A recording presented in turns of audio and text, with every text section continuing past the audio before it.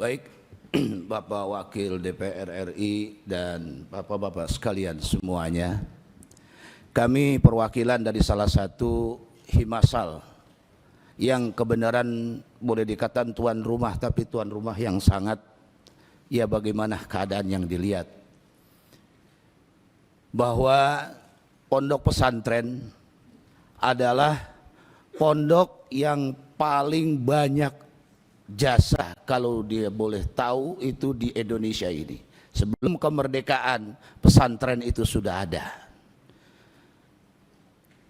Terus dari kami mulai datang ke pondok pesantren sampai kami punya cucu dan anak-anak kami di pondok pesantren, baru kali ini kami dapati penghinaan, pencacian, fitnah yang sangat keji kepada pondok pesantren yang ada di Indonesia, khususnya pondok pesantren Lirboyo. Saya beserta rekan-rekan datang kemari ke rumah rakyat untuk mengadu. Santri itu sebenarnya tidak diajarkan untuk demo oleh kiai, tapi ini sudah di luar batas. Bukan kiai kami suruh demo, bukan, tapi sebagai bagaimana tanggung jawab negara kepada pesantren yang telah di situ lebih dulu sebelum negara Indonesia ini ada. Jadi kedatangan kami sekali lagi ini menuntut dengan seadil-adilnya untuk dunia pendidikan yang namanya pesantren, yang kami diajarkan adab oleh guru kami. Saya dari Jakarta, Bapak Ibu sekalian, ketika di Betawi dulu tahun 70-an, kita itu kalau ngaji biasa ngisi kolom. Kolomnya itu ada seruangan begini, pakai senggot. Nggak ada itu budak. Kita nyari empanan kambing. Itu Senayan ini tempat saya nyari empanan dulu. Nyari daun nangka. Nggak ada kita namanya diperbudak atau diinikan oleh guru kita. Karena kita yang butuh kepada guru kita. Tapi sekarang kenyataannya mau dibawa kemana negara ini? Kalau sudah tidak ada pesantren, karena pesantrenlah yang mengajarkan adab dan budi pekerti, yang bisa anak mengerti hormat kepada orang tuanya, hormat kepada guru-gurunya, hormat kepada yang tua. Kalau sudah tidak pada pesantren, saya tidak bisa jamin bangsa Indonesia ini mau bagaimana ke depan. Karena adab, akhlak sudah kita lihat, terlebih-lebih kita di Jakarta, Pak. Kita dididik dari Lirboyo, saya khususnya. Kita ngajar TPQ, anak di sana ada yang pipis, begitu kita ngelayanin di sini ada yang nangis di sana, anak kecil. Negara ini di mana untuk pesantren? Mohon maaf, kita bikin lekar nggak ada itu, minta duit negara. Ustadz, kiai itu semuanya dari koceknya semua, nggak ada kita demo. Mana ada guru TPQ demo karena nggak digaji, nggak ada. Apalagi kiai sampai masalah amplop digituin, sungguh terhina. Kami tidak terima begini. Bagaimana Dewan Perwakilan Rakyat yang diwakilkan oleh rakyat untuk menyikapi hal ini? Nanti untuk selanjutnya tim kami dari DKI yang akan menjabarkan untuk tuntutan-tuntutannya. Sementara itu pembukaan dari saya sebagai Ketua Himasal Wilayah Jabotabek. Saya ucapkan terima kasih, mohon maaf. Nanti akan disambung oleh Ketua dari Jawa Barat, Kiai Ubaidillah. Terima kasih, mohon maaf. Assalamualaikum warahmatullahi wabarakatuh. Saya kasih ke Pak Kiai yang untuk ngatur siapa yang mau menyampaikan aspirasi dari Jawa Barat dulu, Pak. Silakan Pak Kiai. Assalamualaikum warahmatullahi wabarakatuh.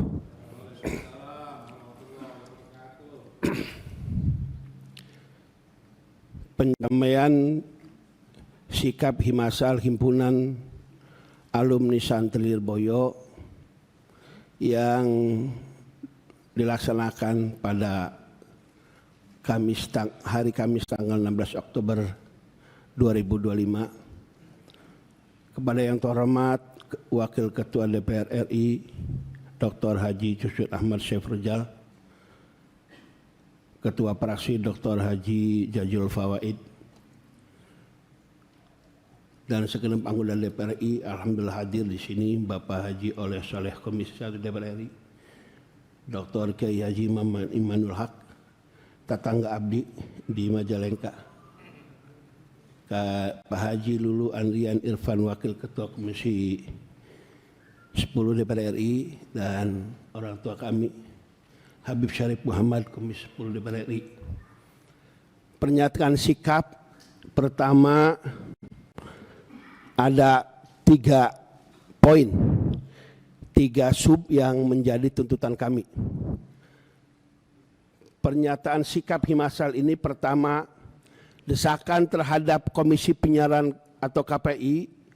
1. Himasal mendukung langkah DPR RI untuk meminta KPI memanggil dan memeriksa secara resmi pihak Trans 7 terkait tayangan program Expose tanggal 13 Oktober 2025. Kemudian yang kedua, KPAI diminta untuk melakukan investigasi menyeluruh terhadap proses produksi dalam penayangan Expose, termasuk naskah, riset lapangan serta proses editing yang berpotensi mengandung unsur pelecehan terhadap lembaga keagamaan, di dalamnya adalah pondok pesantren. 3. KPI perlu mengadakan pedoman perilaku penyiaran dan standar program siaran dengan memberikan sanksi yang tegas karena nilai-nilai tersebut melanggar etika dan norma penyiaran. Kemudian yang keempat, KPI diharapkan meninjau ulang pedoman dan regulasi penyiaran yang menyangkut tayangan tentang pesantren, ulama, dan simbol-simbol keagamaan agar ada perlindungan khusus terhadap lembaga pendidikan Islam. Kelima, KPI perlu mendorong industri media untuk meningkatkan literasi keagamaan bagi kru, redaksi, dan tim produksi guna menghindari bias dan distorsi salah pemahaman terhadap pemberitaan dunia pondok pesantren yang tadi telah disampaikan oleh Kiai Agus. Menghormat guru itu bukan berarti perbudakan. Itu yang perlu ditanamkan atau dimengerti oleh dunia pers. Kemudian Himasal meminta KPI untuk membuka ruang partisipasi masyarakat pesantren dalam proses konsultatif publik terkait revisi pedoman penyiaran keagamaan. Kemudian ketujuh, KPI diminta menghentikan sementara program Expose, dan alhamdulillah informasi terakhir tadi kita demo sudah diberhentikan. Kemudian sampai seluruh proses evaluasi klarifikasi yang berkait dengan sistem editorial dilakukan secara terbuka dan terukur. Jadi tadi kita habis demo di Trans 7, langsung kemudian tawaf muter-muter ke Senayan, ketemu di gedung DPR itu. Kemudian yang B, desakan terhadap Kementerian Komunikasi dan Digital Komdi RI. 1. Himasal mendesak Komdi GRI melalui Dirjen Komunikasi Publik dan Dirjen Pengawasan Ruang Digital untuk melakukan audit etik dan digital terhadap seluruh konten Expose dan platform daring yang ada di Trans 7. Kemudian yang kedua, Komdi GRI perlu menegakkan regulasi perlindungan ruang digital agar simbol-simbol keagamaan, termasuk pondok pesantren dan tokoh agama, tidak dijadikan bahan eksploitasi atau nyinyiran di media sosial. Kemudian keempat, Komdi GRI diharapkan meningkatkan literasi digital nasional dengan memasukkan aspek etika beragama dan kebudayaan dalam program pendidikan di media sosial. Kemudian kelima, Himasal meminta Komdi GRI untuk berkoordinasi dengan KPI dan Dewan Pers guna membentuk TEK bersama yang mengawasi konten penyiaran keagamaan di televisi dan media sosial. Expose. Kemudian Himasal juga mendorong Komdi GRI mendukung produksi konten positif tentang narasi pondok pesantren dan dakwah kebangsaan, keagamaan yang bersinggung dengan organisasi santri dan pondok pesantren dan lembaga-lembaga lain di lingkungan pendidikan. Terakhir, untuk desakan terhadap Trans 7 dan Corporation. Satu, Himasal menuntut Trans 7 dan Trans Corporation untuk menyampaikan permintaan maaf terbuka secara resmi kepada publik, khusus komunitas pondok pesantren secara umum dan Lirboyo secara khusus, yang datang dari pribadi pemilik yaitu Bapak Khairul Tanjung. Dan itu dimohon untuk ditayangkan terbuka, bukan melalui rekaman dan disebarkan ke media sosial.